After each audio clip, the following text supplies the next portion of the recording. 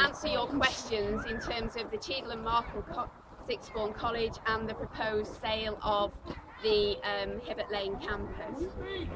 I'm doing my best. I can't really shout much louder. Stand closer. Stand here. Why don't you do it then? You're louder than him. I'll do it. I'm doing it. I'm louder. You'll be all right. So there has been a lot of rumour and speculation, particularly in the recent times, the last few days or weeks really.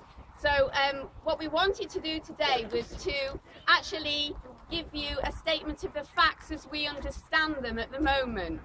So I have with me Paul Lawrence, who is Service Director of Planning Development with the Council, and he's going to give you the Council policy and the facts as we know them currently.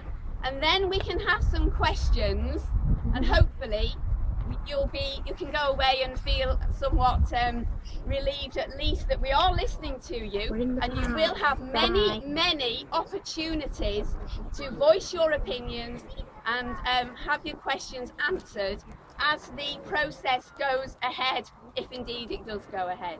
Okay. Okay, can you hear me all right? Okay. Well, as Councillor Ingham said, my name is Paul Lawrence. I'm Service Director for Regeneration for Stockport Council. And so it's my responsibility, amongst other things, to look after the planning and development service for the council. I'm obviously aware through emails, through freedom of information requests, and through the questions that you've put to your local councillors of the depth of interest in this issue within Marple, and I'd like to set out the position as we understand it. If I can emphasise, I am not speaking on behalf of Cheadle and Marple Sixth Form College. I am absolutely sure there will be opportunities for you to put your questions directly to the college in due course as this issue progresses. I can't answer questions on their behalf, but I will try and give some view on what I understand their position to be, and that is as follows. Probably a few months ago, we entered into an informal dialogue with the college, who have a desire to refurbish their facilities in Marple. As you know, they have two sites in Marple. They have one on Buxton Lane and one on Hibbert Lane, and they feel very, very strongly that in order to provide the best educational service to presumably many of your young people, those facilities require upgrading and refurbishment. Now, the resources to achieve this are substantial and unlikely to be available from any public funding sources. So the days when there was a pot of money somewhere in Whitehall which they could bid for and get are not anymore around.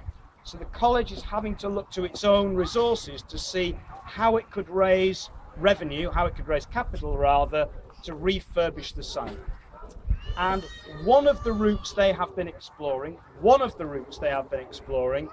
is whether through the disposal of one of the sites they could raise some capital and then consolidate on one of the other sites. And one of the college's lines of inquiry, I'll say no further than that, is to seek to dispose of the Hibbert Lane site, to take the funding from that through a sale, then consolidate onto the Buxton Lane site, refurbish that, rebuild it to make it suitable, if I can say this, for the 21st century for a learning experience. The college, therefore, in pursuing that line of inquiry, obviously needed to know from ourselves as a planning authority what kind of uses might be acceptable on that Hibbert Lane site. We've had a dialogue with them about that, and I'll come back to that in a second. But it's also fair to say that the college, as you would expect them to do, have employed their own consultants to give them advice. And I think that's a separate dialogue, which obviously you'd need to inquire to the college about. The college came to us to see what kind of uses in planning terms would be acceptable on that site. And contrary to some speculation, if I can just make this as clear as I can be, we've made it very, very plain to them that residential redevelopment of that site, i.e. redeveloping the Hibbett Lane site for housing, subject to a number of conditions, would likely be acceptable in planning terms. Rubbish. We've also made it plain to them that not only might residential redevelopment be possible, but there might be other forms of development which they could see as part of that. We have made it clear to the college that large-scale redevelopment of that site for retail development is against the council's planning policy and could not be supported by the council. So if anybody thinks, if I can just say this as plain as I can, Councillor Ingham, if that's okay, there's some kind of deal between the college and the council and a supermarket operator, can I say to you very plainly, that is not the case. To reiterate what I've just said, to repeat myself, large-scale retail development of the Hibbett Lane site for retail is against the council's current planning policy. Define large scale. Good. Well, sorry, all right, I'll rephrase that. Is against the council's planning policy, which was adopted as recently as last year in a document called the Core Strategy, which says very, very simply this, that we want new retail development, actually a new office development for that matter, to be in existing centres, whether it's Stockport Town Centre, whether it's Marple Village Centre, whether it's Hazel Grove. By and large, and there are exceptions, our policy opposes out-of-centre retail or office development. Our view is we want those in existing centres. So, if I can extend that, if I may... Do you get to see the covenants and the deeds of the college to check whether we- they're actually legally allowed to sell this land? Yes, we can. Because I'm sure there's covenants on that land. Yeah, we are in possession of those covenants, and I'm not sure that's strictly true what you say. Sorry, what the lady said was, does the council see the covenants on the land, and can the college legally dispose or sell that land? I'm not a lawyer, and we are actually having lawyers look at this in a bit of detail, but I'm afraid I don't share your view. I think they could dispose of that land.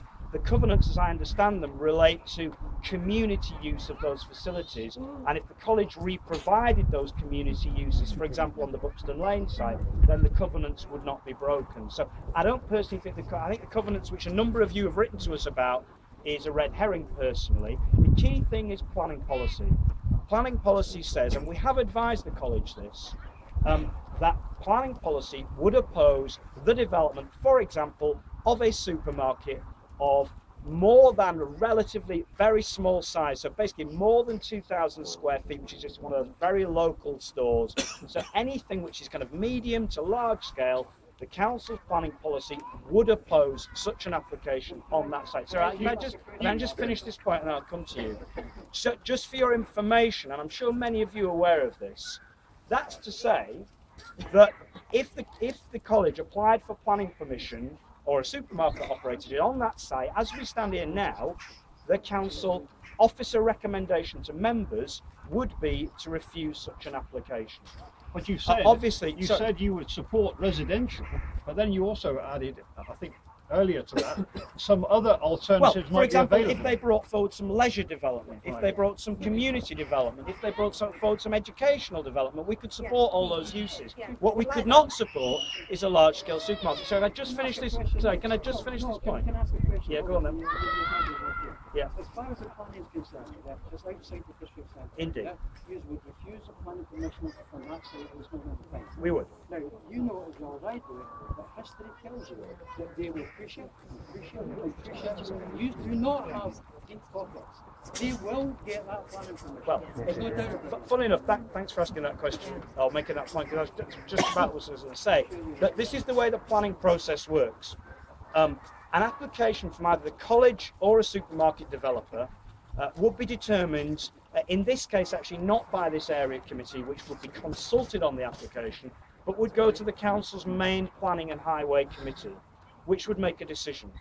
Obviously, any applicant to the main planning and highways committee could, as the gentleman down here rightly says, he might not have heard at the back, could appeal that decision. That would go to an independent planning inspectorate. The council would then be expected to justify why it had refused that decision, and the applicant would be expected to put forward evidence of why it felt this was unreasonable. Sorry, the point I'm trying to make is This is not a straightforward or simple or short-term issue.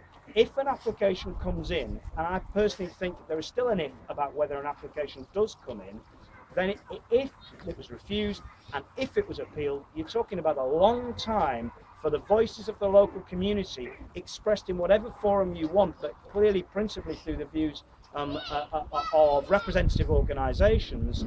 Those views would be heard through the planning system. But what you say is right, an appeal system is in place. Now, it isn't, we've had a meeting this afternoon with the council. I'll repeat back. And it is not an if, it is a will happen, subject to the governors of the college having a meeting, then very next meeting, to approve the plans that are already in place, the discussions that have already been had by the council. We knew that. Yeah. Well, it's a fact, and the college have told us it's fact. It's no longer rumour. They're not going to spend 12 rumour. million if they haven't drawn plans. They think there is no other option for them to go ahead with this, and from their point of view, perhaps there isn't. But I've told them that it will devastate Marple, and it will devastate many of the businesses and the residents of Marple, and they are. What's the council going to do regarding the devaluation of my property as I live next door to it then? Can I just answer one point of fact, just to make it absolutely clear? At no point has any council officer had any planning discussions with any supermarket operator. We haven't. Sorry, I'm sorry. This is an absolute statement of fact. We have had no discussion with any supermarket operator. We have seen no plans at all from any. No, I'm telling you. What I'm telling you is what's happened. We have had a dialogue with the college about acceptable and unacceptable planning uses of that site. Okay, if the college has decided, and what I'm hearing is news to me, if the college has decided to proceed with an application, there will be very, very significant pre-application discussions with the applicant. I don't know who the applicant would be. The college have will not happened. The college will be the applicants. They've got a meeting in mid-October if they don't bring it forward, and the planning application will go straight into the council immediately after that. It'll be undertaken by the college, but it'll be run by the supermarket developers. Yeah, that sounds right. Can I ask you something?